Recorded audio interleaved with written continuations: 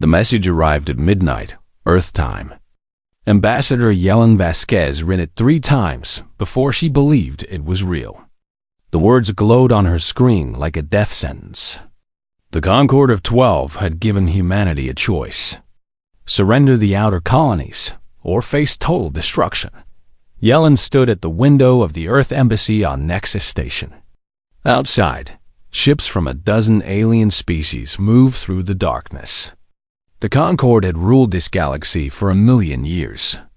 They saw humans as children playing with toys they did not understand. And now those children had become a problem. She thought about the colonies. Millions of people had built lives on those distant worlds. Farmers, miners, teachers, doctors. They had carved homes out of empty rock and thin air. And now the Concord wanted to take it all away. The Rixthari Dominion had already mobilized. 40,000 warships were moving toward human space. It was the largest fleet ever assembled in galactic history. The message was clear. Bow down, or be erased. Yellen closed her eyes. She knew something the Concord did not.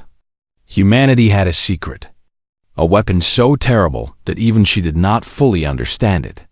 She hoped they would never have to use it. But hope was a luxury humanity could no longer afford. Far from Nexus Station, in a forgotten corner of space, Admiral Marcus Chun stood on a platform overlooking the largest shipyard humanity had ever built. It was hidden inside a hollowed asteroid, invisible to any scanner. Only a handful of people knew this place existed. Before him floated a ship unlike anything the galaxy had ever seen. The vessel was called the Prometheus. It was not beautiful in the traditional sense. Its hull was dark, almost black, and seemed to shift and shimmer when viewed from different angles. Sometimes it looked solid. Sometimes it looked like smoke. Sometimes it seemed to disappear entirely, only to reappear moments later. Marcus had spent 15 years building this ship. He had sacrificed his marriage, his health, and his peace of mind. But looking at it now, he knew it was worth everything. The Prometheus was humanity's first quantum-locked warship. Its core was built around an artifact found drifting in deep space 50 years ago. The artifact was older than any known civilization. Scientists believed it was created by a race called the Architects, beings who had vanished from the galaxy millions of years before the first alien species learned to walk upright. No one understood how the artifact worked. They only knew what it could do. It could bend reality itself. It could exist in all possible states at the same time. It could not be targeted, tracked, or destroyed by any known weapon. And now it was the heart of a human warship. Marcus walked along the observation deck, watching engineers make final adjustments. The ship's AI, called AEGIS, monitored every system. AEGIS was different from other artificial intelligences. It had been grown from the artifact itself, and sometimes it said things that made no sense. Riddles and warnings about the nature of existence. Marcus did not care about riddles. He cared about one thing only: protecting humanity. A young officer approached him with a tablet. Her name was Lieutenant Sarah Okonkwo, and she would soon become one of the most important people in human history. But she did not know that yet. "Admiral," she said, "we have received new orders from Earth Command." Marcus took the tablet and read the message. His face showed no emotion, but inside, his heart grew cold. The Grand Armada would reach human space in 72 hours. Earth Command had authorized the deployment of the Prometheus. One ship against 40,000. Is Captain Okonkwo ready? Marcus asked. Sarah nodded. "My sister has been ready for this her whole life, sir." Marcus looked back at the Prometheus. The ship seemed to pulse with hidden energy, as if it knew what was coming, as if it was eager. "Then may God help us all," he whispered. On the bridge of the Prometheus, Captain Ilara Okonkwo sat in the command chair and tried to steady her breathing. She was 43 years old, a veteran of a dozen battles, and she had never been afraid before. But this was different. This was not a battle. This was something else entirely. Around her, the bridge crew worked in silence. They were the best humanity had to offer. Scientists, soldiers, pilots, all chosen for their skill and their courage. They had volunteered for this mission, knowing they might not return. "Aegis," Alara said. "What is our status?" The aye's voice filled the bridge. It was calm, almost musical, but there was something strange beneath it. Something ancient. "All systems are functioning within normal parameters, Captain. The quantum lock is stable. We are ready for departure." Alara looked at the main screen. It showed the asteroid field outside, rocks tumbling slowly in the darkness. Beyond that field lay the stars. And beyond those stars, an armada that wanted to destroy everything she loved. She thought about her family. Her sister Sarah, who had believed in this mission from the start. Her parents, who had raised her to never give up. Her daughter, only 12 years old, waiting back on Earth for a mother who might never come home. "Captain," her first officer said, "we are receiving a message from Admiral Chun." Alara nodded. "Put it through." Marcus Chun's face appeared on the screen. He looked tired, but his eyes burned with determination. "Captain Okonkwo," he said, "you know what is at stake. The survival of our species rests on your shoulders. I will not lie to you. The odds are impossible. But humanity has always done the impossible." Alara straightened in her chair. "We will not fail, Admiral." Marcus smiled, but it was a sad smile. "I know you won't. The Prometheus chose you, Alara. Remember that. Whatever happens out there, remember that you were chosen." The message ended. Alara sat in silence for a moment, thinking about his words. The ship had chosen her. She did not fully understand what that meant, but she felt it in her bones. The Prometheus was more than a machine. It was alive in some strange way, and it trusted her. "Navigation," she said, her voice steady now. "Set course for the Kepler void. Maximum speed." "Course laid in, Captain." Alara took a deep breath. This was it. The moment everything changed. Engage. The Prometheus shimmered, flickered, and vanished from the asteroid field. It left behind nothing but empty space, and a question that would soon echo across the galaxy. What had humanity awakened? High Commander Dexolan stood on the bridge of his flagship, the Eternal Conquest, and watched his armada move through space like a river of death. 40,000 warships stretched across the void, their engines burning bright against the darkness. It was the most powerful force ever assembled in galactic history. Dexolan was a Rixthari, a species that had conquered worlds for 10,000 years. His skin was the color of dark stone, and his eyes glowed with inner fire. He had led armies across 100 systems. He had crushed rebellions, destroyed civilizations, and brought entire species to their knees. Humanity would be no different. He thought about the humans with something close to amusement. They were so young, so foolish. They had been in space for only 300 years. The Rixthari had been building empires when humans were still living in caves. The idea that these primitives could stand against the Concord was laughable. "Commander," his tactical officer said, "we are approaching the Kepler void. We will reach human space in 48 hours. Dexolan nodded. "Good. Signal the fleet. Maintain formation. I want the humans to see exactly what is coming for them." He imagined the terror that must be spreading through human worlds right now. Mothers holding their children. Soldiers preparing for a fight they could not win. Leaders begging for mercy that would never come. The Concord of 12 had ruled this galaxy for 1,000,000 years. They had faced threats before. They had always won. Humanity was just another problem to be solved. Then something impossible happened. "Commander!" The tactical officer's voice was sharp with confusion. A ship has appeared directly ahead of us.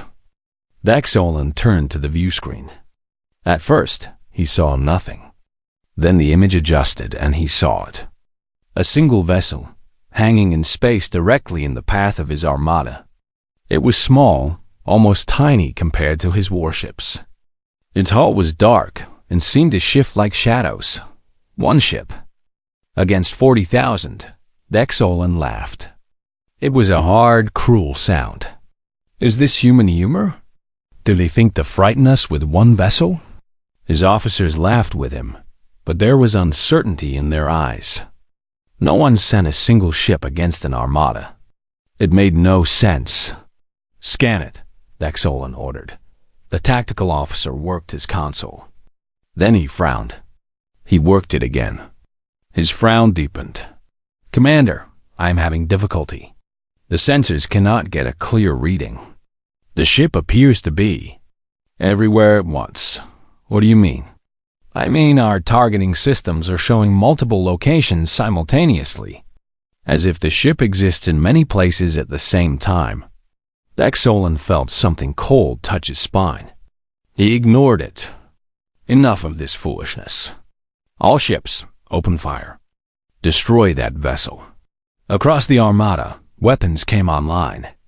Energy cannons, plasma torpedoes, kinetic rounds. Thousands of weapons aimed at a single target. The firepower was enough to crack a planet in half. Fire. The void lit up with destruction. Beams of light and balls of fire streaked toward the human ship. The barrage was so intense that the view screen had to dim to protect their eyes. When the light faded, Dex Olin expected to see nothing but debris. The ship was still there. No, that was not quite right. The ship was there and not there. The attacks had passed through it like light through glass. The vessel flickered, shifted, and seemed to exist in multiple places simultaneously. For a moment, Dex Olin saw not one ship, but 1,000, overlapping like images in a broken mirror. That is not possible, someone whispered. Dex Olin gripped the arms of his command chair. His heart was beating faster now. All ships, continue firing. Maximum power. Again, the armada unleashed its fury. Again, the attacks passed through the human ship as if it was made of smoke. Sensors screamed contradictory data. Targeting systems went mad trying to lock onto something that existed everywhere and nowhere. Then the human ship fired back. A single beam of light emerged from the vessel. But it was not like any weapon Dex Olin had ever seen. It did not burn or explode. It did something worse. Something that made his mind refuse to understand what his eyes were seeing. 200 ships simply ceased to exist. They did not explode. They did not break apart. They were there, and then they were not. As if someone had erased them from reality itself. As if they had never existed at all. Silence fell across the bridge of the eternal conquest. Every officer stared at the view screen with eyes full of horror. Dex Olin could not speak, could not think. In 10,000 years of war, he had never seen anything like this. Commander, the tactical officer whispered, we have lost Battle Group 7, all 200 ships. They are just gone. Panic spread through the armada like fire. Ships began breaking formation, their captains screaming for orders. Some tried to flee. Others fired wildly at the human vessel, their attacks passing through it without effect. The ship fired again. Another 200 ships vanished. And again. And again. In minutes, thousands of warships had been erased from existence. The greatest armada in galactic history was being torn apart by a single vessel that could not be touched, could not be targeted, could not be stopped. Dex Olin found his voice at last. What is that thing? No one answered. No one knew. Then a message came through. A human voice, calm and clear, speaking in perfect galactic standard. This is Captain Alara Okonkwo of the United Earth ship Prometheus. You have invaded our space. You have threatened our people. We do not want war. We do not want death. But we will not bow. We will not surrender. We will not go quietly into the night. The message paused. When it continued, the voice was harder, colder. You have one chance. Leave. Return to your masters and tell them what you have seen today. Tell them that humanity is not a problem to be solved. We are not children to be punished. We are the inheritors of something you cannot understand. And if you force us to fight, we will end you. Another pause. Then, simply, leave. Dexolan stared at the view screen. His hands were shaking. He thought about his orders. He thought about his pride. He thought about 10,000 years of Rixthari conquest. Then he thought about his crew, his fleet, the families waiting for them back home. He looked at the human ship, flickering in the void like a star that had learned to hate. And for the first time in his long life, High Commander Dexolan of the Rixthari Dominion felt true fear. On the bridge of the Prometheus, Captain Okonkwo watched the armada and waited. Her crew was silent. They had just killed thousands of beings. They had just rewritten the rules of warfare. And they had done it in minutes.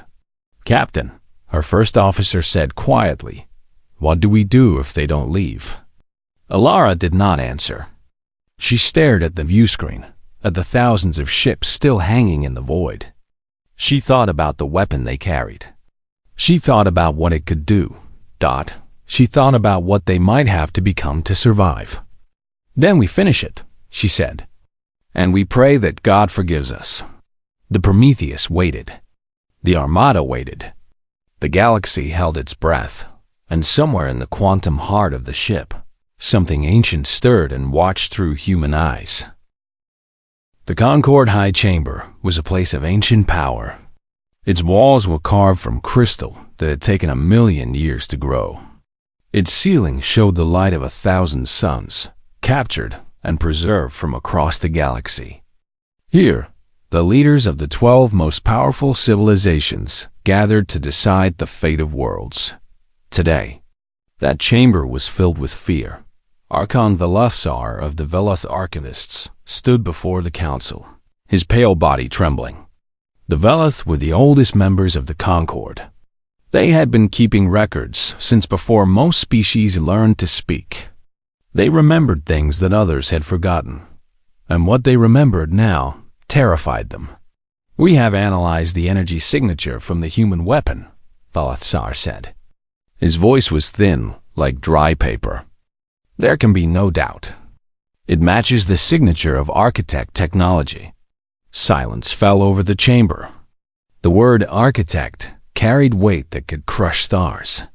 "That is impossible," growled Supreme Commander Drath of the Rixthari. "The architects have been gone for 60 million years. There is no architect technology left in this galaxy. There was none that we knew of," Velothar corrected. "We were wrong." He waved his hand, and a hologram appeared in the center of the chamber. It showed the human ship, the Prometheus, flickering in the void. The image was distorted, shifting, as if reality itself could not decide what it was looking at. The humans found an artifact in deep space 50 years ago. We do not know how they found it or how they activated it, but they have built a warship around it. A warship that exists in quantum superposition, occupying all possible states simultaneously. "Speak plainly," demanded High Priest Morkith of the Seraphim Collective. "What does this mean?" Velothar turned to face him. His ancient eyes held no hope. "It means the ship cannot be destroyed. It cannot be targeted. It cannot be stopped. Any attack passes through it because it exists everywhere and nowhere at the same time. And its weapon does not destroy matter. It erases probability. It removes things from the timeline itself." The chamber erupted in chaos. Leaders shouted at each other. Some demanded immediate action. Others called for retreat. The seraphim prayed to their gods. The Riksthari pounded their fists and spoke of honor. Velasar waited until the noise died down. Then he spoke again. You do not understand. This is not about weapons or war. The architects did not simply leave technology behind. They left tests, challenges for younger species. Across galactic history, we have found records of 3 other civilizations that discovered architect artifacts. What happened to them? Someone asked. Velasar's voice dropped to a whisper. They ascended. They became something beyond our understanding and vanished from known space. The humans have not just found a weapon. They have been chosen. Far away in the Kepler void, the standoff continued. High Commander Dex Olin sat in his quarters aboard the Eternal Conquest, staring at nothing. His armada had lost 8,000 ships in minutes. 8,000 crews. Hundreds of thousands of lives. All erased as if they had never existed. His officers wanted orders. His superiors on the homeworld demanded action. But Dex Olin could not move. Could not think. Every time he closed his eyes, he saw that terrible light reaching out and taking his people away. His door chimed. He did not answer, but it opened anyway. His second-in-command, Fleet Captain Saratha, entered and stood at attention. Commander, the fleet is waiting for orders. Dex Olin laughed bitterly. Orders? What orders would you have me give? Attack again? Watch another 10,000 ships vanish? We could retreat. Retreat? The word tasted like poison. The Riksthari do not retreat. We have never retreated. In 10,000 years of conquest, we have never turned our backs on an enemy. Saritha was quiet for a moment. Then she spoke carefully. Commander, with respect, we have never faced an enemy like this. That ship is not a weapon. It is a god. You cannot fight a god. You can only survive one. Dex Olin looked at her. She was young, barely a century old, but there was wisdom in her eyes that he had missed in his own pride. What would you have me do? He asked. I would have you save what remains of our fleet. I would have you go home to your family. I would have you live to fight battles that can be won. Dex Olin thought about his mate waiting on the homeworld. He thought about his children, who still believed their father was invincible. He thought about the soldiers under his command, who trusted him to make the right choice. The Concord will call me a coward. Saratha shook her head. The Concord will call you wise. There is no honor in dying for nothing. There is no glory in extinction. The humans have shown us mercy. They could have destroyed us all. They chose not to. She paused. Perhaps that is the lesson we were meant to learn. On the bridge of the Prometheus, Captain Okonkwo had not slept in 2 days. She stood before the main view screen, watching the alien armada. Some ships had fled. Others held position, waiting. She could feel their fear across the void. She understood it. Captain, I said, you should rest. Your body requires maintenance. Alara almost smiled. I don't think I can rest, Aegis, not after what we've done. You have protected your species. You have fulfilled your purpose. My purpose? She turned to face the center of the bridge, where a column of light represented the AI's presence. What purpose is that? Aegis was silent for a long moment. When it spoke again, its voice was different, deeper, older. The architects created me millions of years ago. I was placed in the void, waiting for a species that was clever enough to find me, brave enough to wake me, worthy enough to carry me. Alara felt a chill run down her spine. And you chose humans? I chose you, Captain. Not humanity. You, your mind, your heart, your willingness to carry a burden that would break lesser beings. Why? The light pulsed softly. Because when you looked at me for the first time, you did not see a weapon. You saw a responsibility. The architects valued that above all else. Power without wisdom is destruction. Power with wisdom is creation. Alara thought about those words. She thought about the ship she had erased, the lives she had ended, the terror she had caused. Did I make the right choice? She asked. You made the only choice. The enemy came to destroy your people. You stopped them. You showed strength. But you also showed mercy. You gave them a chance to leave. That is why you were chosen. Alara turned back to the view screen. The alien armada was still there, waiting, deciding. What happens now? She asked. Aegis replied with words that would echo through history. Now the galaxy learns what it means to be human. In the Concord High Chamber, the debate continued for hours. Some demanded war. Others begged for peace. The Rixthari spoke of honor. The Velith spoke of history. The Seraphim spoke of prophecy. Finally, Archon Velasar raised his hand for silence. We can argue until the stars burn out, he said. It will change nothing. The humans have architect technology. They have proven they can use it. We have two choices. We can fight them and be erased from existence. Or we can accept what is happening and adapt. What are you suggesting? Supreme Commander Drath growled. Velasar looked at him with ancient, tired eyes. I am suggesting that the Concord of 12 becomes the Concord of 13. I am suggesting that we offer humanity a seat at our table. I am suggesting that we accept what the architects have decided. The chamber erupted again. But this time, the shouts were not of anger. They were of realization, of acceptance that the galaxy was changing. And the humans stood at the center of that change, whether the Concord liked it or not. The request came at dawn, Earth time. High Commander Dexolan wished to speak directly with the captain of the Prometheus. Not through diplomats. Not through politicians. Face to face. Captain Okonkwo agreed. The meeting was arranged in a neutral zone between the Armada and the human ship. A holographic link was established, projecting their images across the void. Two commanders, standing in empty space, deciding the fate of civilizations.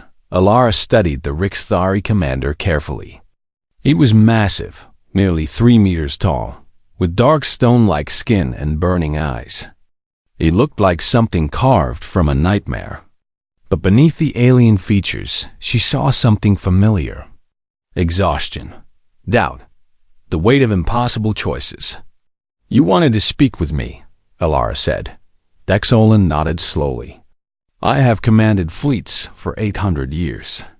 I have conquered worlds. I have crushed rebellions. I have never been defeated. He paused.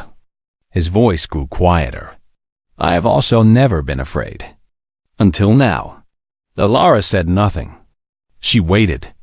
My superiors want me to continue the attack, Dexolan continued. They speak of honor and duty. They say that the Rixthari never surrender. That we would rather die than show weakness. And what do you want? Alara asked. The commander was silent for a long moment. When he spoke again, his voice carried centuries of weariness. I want my people to live. I want my children to grow old. I want to go home and forget that I ever saw your ship and what it can do. He looked directly at her, and she saw pain in those burning eyes. I have lost 8,000 ships. Hundreds of thousands of my people. Gone. Not dead. Gone. As if they never existed. I cannot even mourn them properly, because there is nothing left to mourn. Alara felt something shift in her chest. She had expected arrogance, threats, defiance. She had not expected this broken honesty. I did not want to kill them, she said quietly. I did not want any of this. Then why? Dexolan asked. Why build such a weapon? Why bring such horror into the galaxy? Alara thought about the question. She thought about the years of fear. The decades of being told that humanity was small, weak, insignificant. The endless warnings that one day a greater power would come and sweep them away like dust. Because we had no choice, she said. The Concorde gave us an ultimatum. Surrender or die. We chose a third option. You chose to become monsters. We chose to survive. Alara's voice hardened. Your people have conquered hundreds of species. You have enslaved entire civilizations. You have destroyed worlds that refuse to bow. And you call us monsters? Dexolin flinched. It was barely visible, but Alara saw it. We did what we did because we were strong, he said, but his voice lacked conviction. And now you are not. Now someone stronger has come. How does it feel, Commander? How does it feel to face a power you cannot defeat? The silence stretched between them. Stars burned in the distance. Ships waited in the void. Two species stood at the edge of history. Then Dexolin did something Alara did not expect. He laughed. It was not a cruel laugh or a bitter one. It was the laugh of a being who had just understood a joke that had been playing for centuries. You are right, he said. We built an empire on strength. We told ourselves that might made right. And now we discovered that we were never the strongest. We were simply the loudest. He straightened his massive shoulders. I came here expecting to meet a destroyer, a tyrant drunk on new power. Instead, I find a tired woman who did not want to fight but refused to surrender. What are you saying? Alara asked. Dexolin reached up and removed the medal of supreme command from his chest. It was a gesture of surrender, the most profound a Rixthari could make. I am saying that the Rixthari dominion yields. Not because you have broken us, but because you have shown us something we had forgotten. True strength is not in destruction. It is in restraint. He held out the medal, a holographic image reaching across space. You could have erased my entire fleet. Instead, you gave us a chance to leave. You showed mercy to an enemy that came to destroy you. That takes a kind of courage I do not possess. Alara stared at him. She had prepared for war. She had prepared for death. She had not prepared for respect. I did what I had to do, she said softly. No, you did what was right. There's a difference. Dexolin bowed his head. I will return to the Concorde and tell them what I have seen. I will tell them that humanity is not to be conquered. I will tell them that the architects have chosen their successors. And if they do not listen, Dexolin met her eyes. Then they are fools. And fools do not last long in this galaxy. He turned to go, then paused. Captain Okonkwo, may I ask you one question? Alara nodded. How many more have to die before you accept that we do not want to fight? Alara blinked. It took her a moment to realize that he was quoting her own words back to her. The words she had thought but never spoken aloud. The words that had lived in her heart since the first alien ship had been erased. You heard that? She asked. Dexolin smiled, and it transformed his face into something almost kind. Your ship broadcast it. Perhaps by accident. Perhaps not. He glanced toward the Prometheus, flickering in the distance. I think your ship wanted me to understand. Wanted all of us to understand. He raised his hand in what might have been a salute. Goodbye, Captain. I hope we never meet in battle again. For both our sakes. The hologram faded. Dexolin was gone. Alara stood alone in the void, surrounded by stars and silence. She thought about what had just happened. A species that had never surrendered had surrendered. An enemy had become something else. Something that might one day be a friend. Hey, AGIs, she said quietly. Did you broadcast my thoughts to the enemy? The IS response came after a long pause. I shared what needed to be shared. The commander needed to understand that you were not a monster. That humanity was not a threat. Only truth could accomplish that. You manipulated him. I showed him who you truly are. Is that manipulation? Or is it simply honesty in a form he could accept? Alara had no answer to that.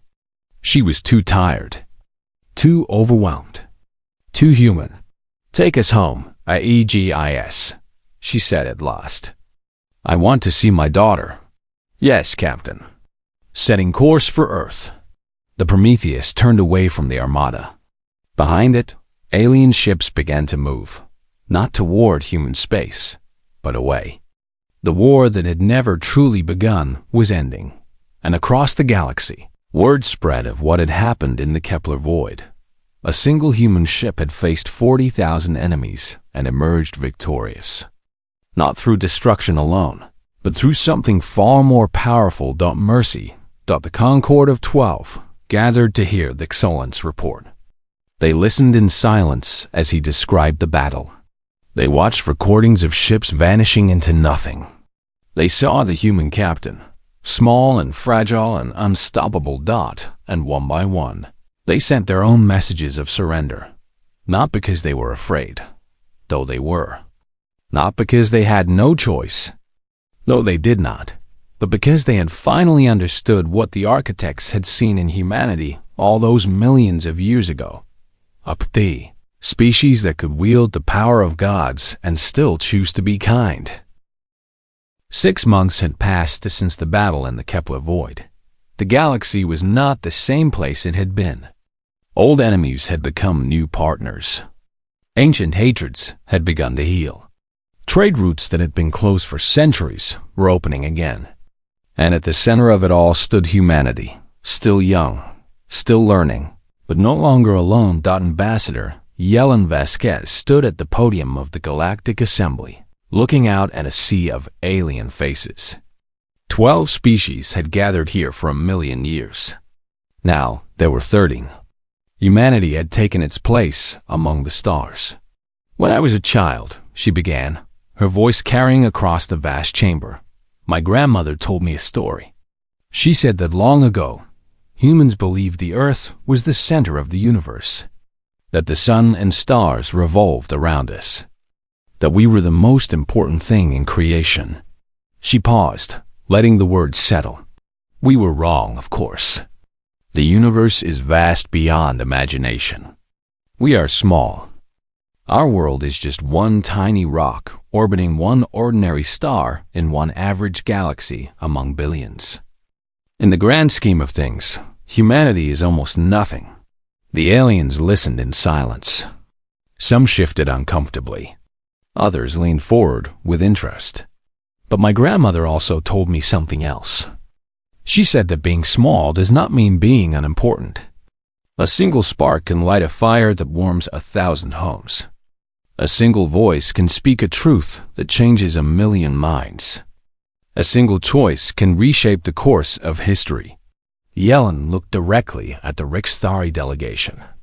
Xolant's sat among them, his face unreadable. He had been demoted for surrendering, but he had also been honored for saving his fleet. The Rixthari were still learning to balance their old pride with their new understanding. 6 months ago, we faced a choice. We could have used our power to destroy. We could have swept across this galaxy and taken everything we wanted. We had the strength. We had the weapon. She shook her head slowly. But that is not who we are. Humanity did not survive ice ages and plagues and wars and our own foolishness by being the strongest. We survived by being stubborn, by refusing to give up, by finding hope in the darkest moments, and by remembering that true strength is not in the power to destroy. It is in the courage to build. She raised her hand toward the great window that dominated one wall of the chamber. Through it, the stars blazed in all their ancient glory. We do not want to rule this galaxy. We do not want to conquer your worlds or enslave your peoples. We want to explore, to learn, to grow. We want to stand beside you as partners, not above you as masters. Her voice softened. The architects left us a gift. A terrible, wonderful gift. We do not fully understand it yet. We may never fully understand it. But we know one thing. It was not given to us so that we could dominate. It was given to us so that we could protect. Protect ourselves. Protect our neighbors. Protect the future. She looked around the chamber one last time. The Concord of 12 has become the Concord of 13. Let this be the beginning of something new. Not an empire of fear.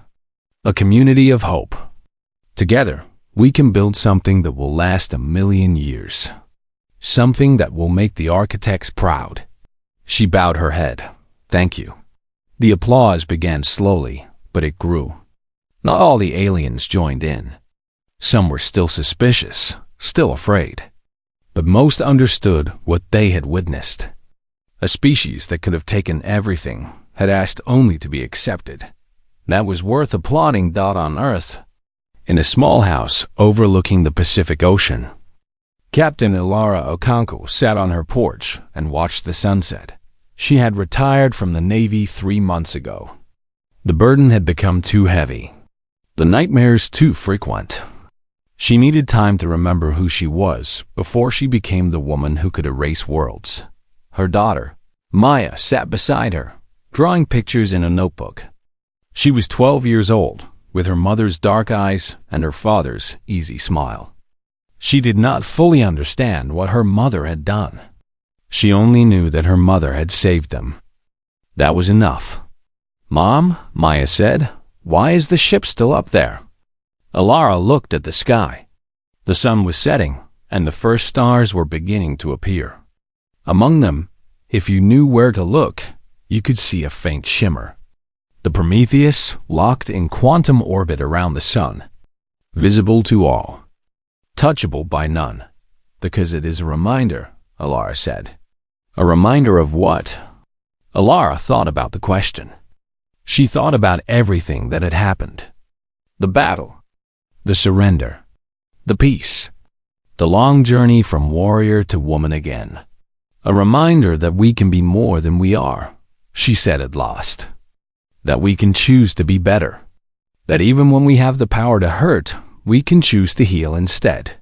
Maya nodded, though she did not fully understand. That was okay.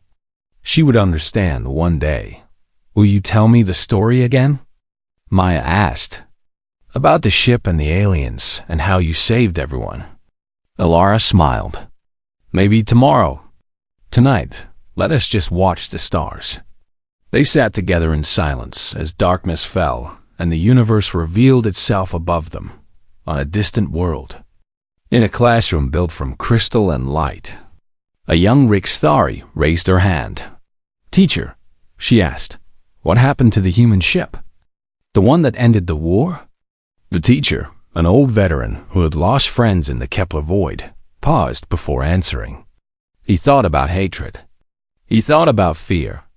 He thought about the long centuries of pride and conquest that had led his Vadas, people to the edge of extinction. And he thought about a human woman who had held the power of gods and chosen not to use. The ship still exists, he said slowly. It orbits the human sun, waiting, watching, reminding the galaxy of what happened when we threatened the wrong species. But why did they spare us? The young one asked. They could have destroyed everything. The teacher was quiet for a long moment. The other students watched him, waiting. That ship taught us something we had forgotten, he said finally.